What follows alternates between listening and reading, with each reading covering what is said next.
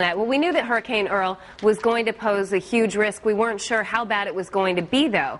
But how much was expected on the eastern shore, and was it going to be something really to worry about? Well, that's why we sent a team down there. We're going to send it now to our team coverage. You can see Justin Burke there live on the beach. Justin, good morning. Yeah, you can see that. Hey, Megan, look, the water's just coming up. We're approaching low tide, and once these squall lines come in, you can see the water just, literally, the water was probably 20 yards back away from us, and now just coming back up at our feet. In fact, this is Gary from Millington. This is a weather watcher that I've been emailing back and forth with for years. We just met today. Yeah, this is the first time we met.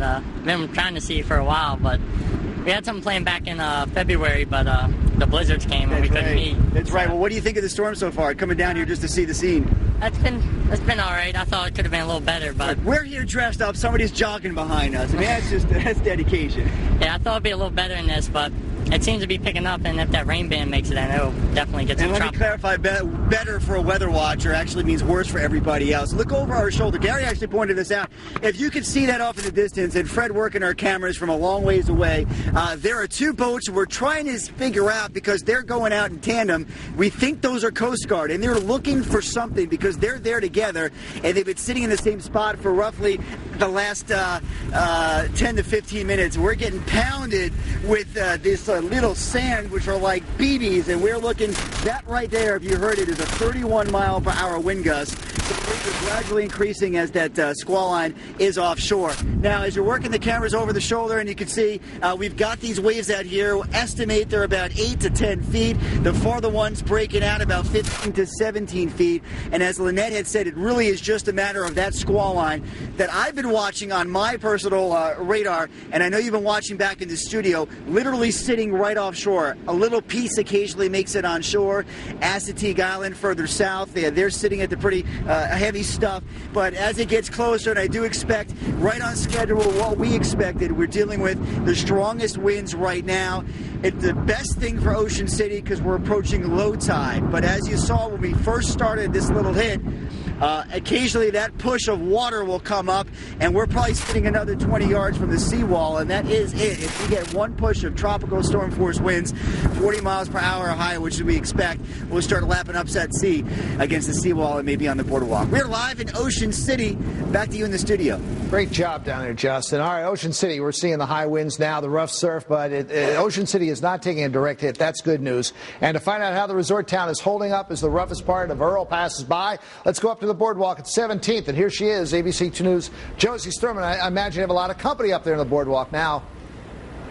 Jamie, everybody wants to see what's happening with Earl right now. They want to see these waves. They want to be out here. They want to get the rain in the face, the wind, all of that stuff. So Justin was mentioning those Coast Guard boats before. We have a little source here that we're going to talk to in a minute who was telling us about those Coast Guard boats. This is not serious weather, but for the Coast Guard, they want to get out and do some training in this. So those two Coast Guard boats that are out there, right now they're doing training. They want to get out in the rough surf, see what it's like. Because, you know, in the real world, you can train on simulators, whatever you want. But when you can get out and surf like this, the Coast Guard is going to take that opportunity to do that. So, talking about real-world experience, everybody here in Ocean City wants to feel Earl. They want to see it. They want to see what's happening. And we're finally getting a real taste of what this storm can bring. We're getting higher winds than we had before. We're finally getting nailed a little bit with some of this storm, which is fun for us. But people in Ocean City had to do a little preparation for this.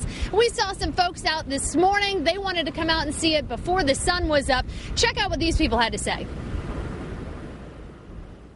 As the minutes ticked by in the early morning hours, the watch for Earl was on. We set our alarm to get up at high tide to see what was going on, and we're just checking it out.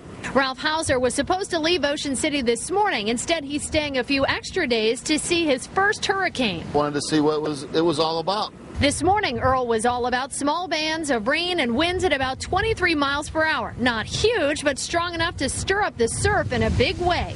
You can see the waves are getting bigger and bigger and bigger because the whole pier started to shake. Linthicum's Bill Langville has a place down the ocean, so he's seen storms like this come and go. And as for Earl, he's not impressed with what he's seen so far.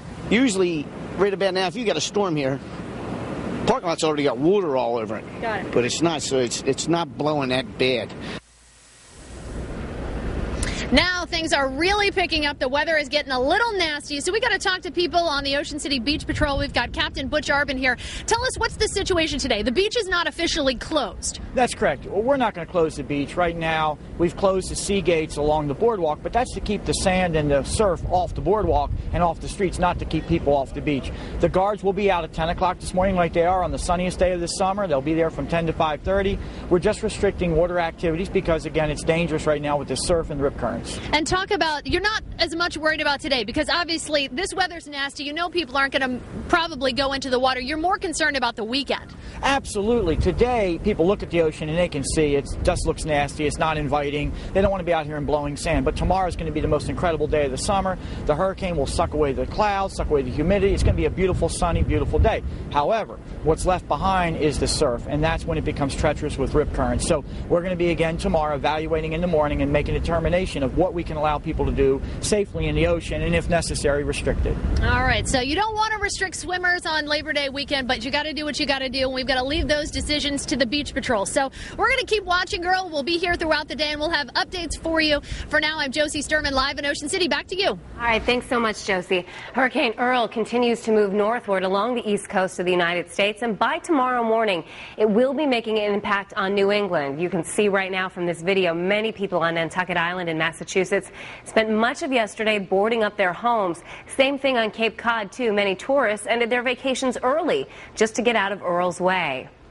Well, North Carolina was the first place that Hurricane Earl passed by along the East Coast, and despite the fact that Hurricane Earl has weakened, the Category 2 storm is now moving north, with Long Island, New York, New England all bracing for Earl. ABC 2 News' Emily Schmidt is in Kill Devil Hills, North Carolina this morning with what people are doing to deal with Hurricane Earl. This is Hurricane Earl as it began to move past Atlantic Beach, North Carolina overnight. Gusting winds, rain, and rough ocean water, but not as bad as many expected. It's brushing the Outer Banks as a Category 2 storm after people here spent days preparing for what was a Category 4. Purely and simply, North Carolina dodged a bullet, and we are open and hoping for a tremendous Labor Day weekend. Officials evacuated 100,000 tourists from the Outer Banks and closed the roads behind them. Even though Earl is no longer a major hurricane, it could still pose plenty of problems up the eastern seaboard. Take this seriously and be prepared, but don't panic. The governor of Massachusetts declared a state of emergency Thursday. Overnight, President Obama signed an emergency disaster declaration that clears the way for federal response there. It mirrors the response to Earl in North Carolina. We'll be staging commodities such as water, food, as well as generators. FEMA has set up a staging area at Fort Bragg, bringing in flatbed trucks loaded with generators and enough supplies to feed 50,000 people through the weekend. Even though flights through the eye of Hurricane Earl show that eye is much less defined, people from North Carolina to Cape Cod aren't quite ready to blink just yet. The bridge that leads here to Atlantic Beach has now been reopened. Businesses hope Labor Day travelers return to salvage this weekend. In Atlantic Beach, North Carolina, I'm Emily Schmidt, ABC News. All right, well, you're invited to stay with ABC 2 News and ABC2News.com for our continuing coverage of Hurricane Earl. Right on the front page of our website, you can find the latest information on Earl, along with how to track the storm's progress and where it might be going. We'll also have a live chat going with many of you on discussing the storm, answering questions, and providing the very latest updates to you. Just log on to ABC2News.com. Do you like the little walk and talk? Ah, very smooth. I can do it all.